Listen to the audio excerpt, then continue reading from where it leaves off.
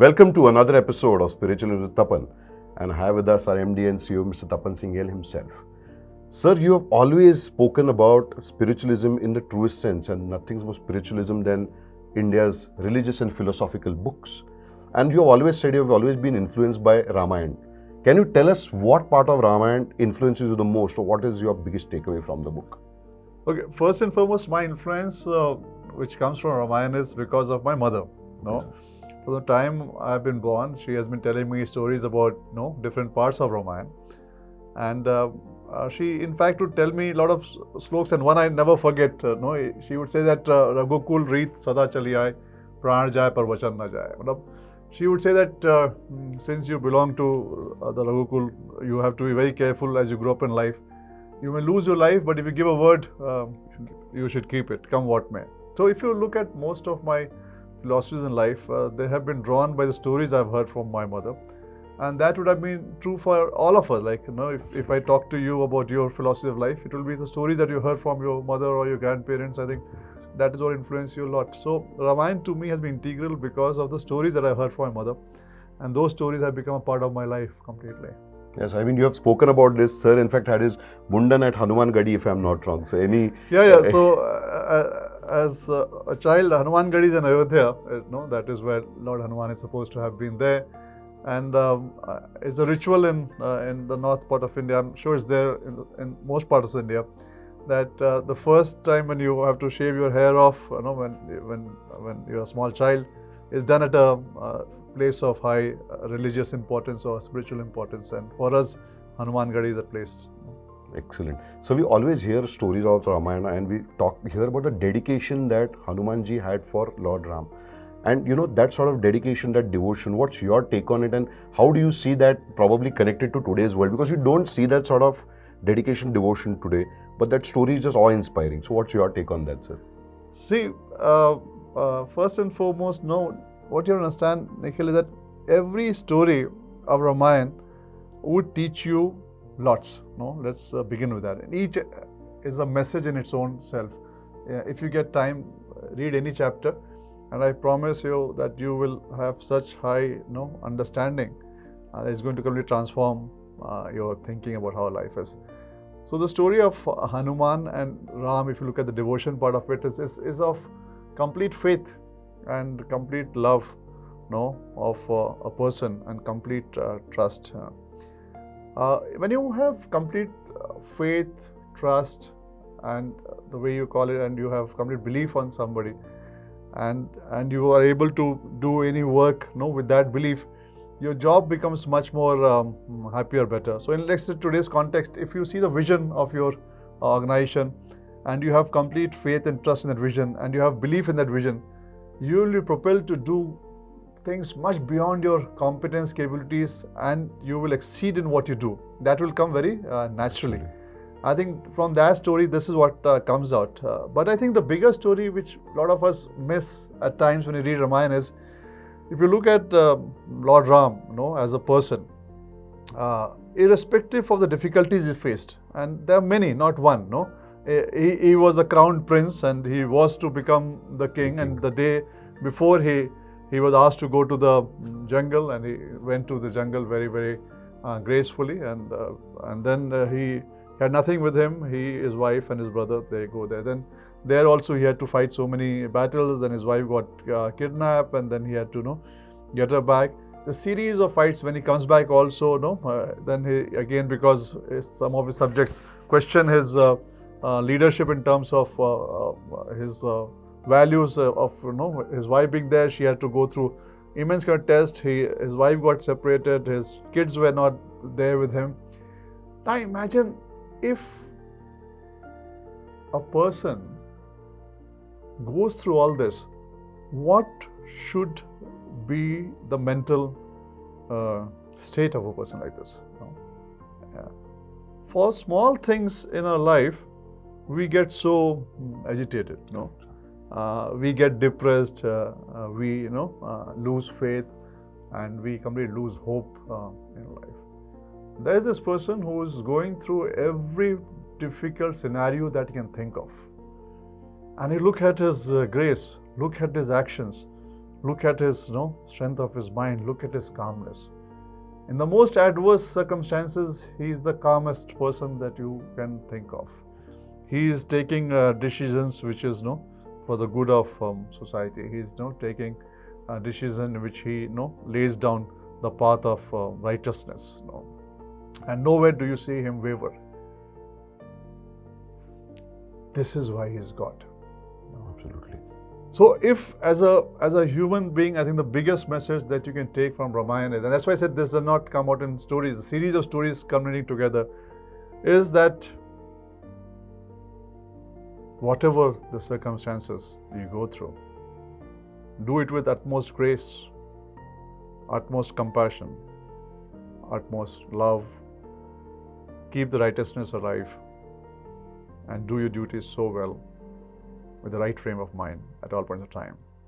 Then you are close to God or God yourself. I think this is the biggest lesson that I could take from the story of Ramayan. But you pick up any chapter and speak, Nikhil, and there are so many inferences. Awesome. Just one last one, sir, because this story really excites all of us. When we talk of Diwali, we talk of Dasera, we talk about the victory of Lord Ram over Ravana, now the King Ravana of Lanka, as we usually call, or it's called in the book. What's your take on it? Because we always call it a victory of good over evil, etc. But there are, of course, much more spiritual overtones to it if you come to think about the entire story and you know the story so well. What's your take on that whole story, and how do you think that shaped the mindset of positivity in our country? So I think the answer of it is when Ram tells his mother when he turns back to Ayodhya. He says, and let me say that in Hindi and then translate to English because it comes out. He talks about Ravan and he says that he was such a learned guy, the knower of Vedas, the one who made or wrote, if I'm not wrong, Shiv Tandav, such a follower of Shiv. And then he says, "Main usko maar diya." Now the "main" that he uses, in his conversation with his mother, after so much praise, and when he says "main usko maar diya," one way you look at "main" is me, that's I killed him, But he didn't use that word. Main he meant was, main is ego.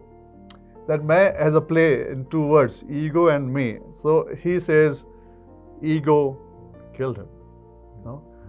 He never says that, I killed him. I killed him, So I think, that's why when he describes to his mother the battle, he praises Ravan like amazing. He praises him as a knower of all subjects, the biggest sage of his time, the biggest understanding and the biggest religious person and the writer of such good commentaries. And he says, main maar diya. His ego killed him. So again, a big lesson there that come what may in your life, if you get carried away and you get arrogant, the end is near. I think that comes out very clearly. And look at history, and look at anyone in history, and you see the most powerful of leaders, and you will see their end comes when the maya or the arrogance comes into. In fact, there's another story with it when Ravan was on his deathbed. Lord Ram sends his brother Lakshman to go and take some knowledge from him. He tells his brother, go, he's such a learned man. We had a fight, that is fair. And I think he is on his deathbed. Go and seek to him and ask him for knowledge, because you would not get anybody else who can give you better knowledge. He sends his own brother to his enemy to seek knowledge. And Lakshman goes and with his arrogance stands next to his head and says, Ravan, my brother, sends me to you. Give me the knowledge that you have. And Ravan laughs and he does not respond. He comes back to his brother and says, you send me to an arrogant person. He's laughing, he doesn't tell. His brother asks him, where did you go and stand? He said, I went and stand next to his head. He said, go and stand next to his feet and ask the same question. And then Lakshman goes and asks, and then Ravan tells him his knowledge about how he sees the world. So as I told you, Nikhil, you pick up any chapter of Ramayan. I have yet to meet or see anybody who can not infer amazing learnings from each sentence mentioned in Ramayan. I don't know how many people have actually read Ramayan, but the story of Ramayan would convey such powerful lessons which were valid thousands of years back, is valid now will be valid 1,000 years later. So I would strongly recommend that if you've not read Ramayan, read it. And after every story, close the book and think, what does it say? Such a powerful narration I've yet to come across. Wow. So very well put. So Ramayana is not just a book. It is not just a philosophy. It is not just a religion. It is a way of life. It tells you how to lead your life in the most ideal way. And there are lessons there for all of them. But lessons, I am not going to leave, sir, just like that. I want to know another tip, sir, from you. And your tips have been very popular. We have seen them all over social media. We want to understand one more tip from you as to how to calm your mind. Because I sometimes face the struggle of calming my mind down. I have been taking your theory of breathing and it helps. Of course, it helps a little bit. But you can't always do it constantly. I mean, imagine sitting in a meeting, it's just awkward. I can't just suddenly start breathing. So, I don't know, just one more tip from you, sir, if I can. Okay, let's talk of meetings, both virtual and physical meetings, and what do I do there? One of my secret tips. So when I'm doing a virtual meeting, and I have the screen before me, just on top of the screen where the camera is, just on that camera or a bit above the camera, there any spot which I see while I listen very intently, my mind is very focused. So you'll see me when you look at me in virtual meetings, a lot of times when you see when I'm not speaking, you'll find my eyes very, very fixated fixed on one spot. Yeah. One spot. That if you notice next time, now that you know it, you will see that. Now that itself calms your mind to a large extent. And similarly in physical meetings, you'll see that when I'm not speaking and listening very intently, my eyes would be fixated. They'll not be roaming, from one to the next. So the principle is simple. If you fix your eyes, the mind also calms down. It's so simple. Like the mind and body are machine. They have a mechanism by which they work. Correct. Once you understand science as a mechanism, you know how to do that. And the next beautiful thing you try is, for no reason, smile. Just smile. Fake a smile if you don't have a real smile, and I promise you'll feel happier. With that, enjoy yourself. Take care. Till we meet again next time. Thank you. Thank you. Till the next time on another episode of Spiritualism with Tapan. Thank you, sir. Thank you.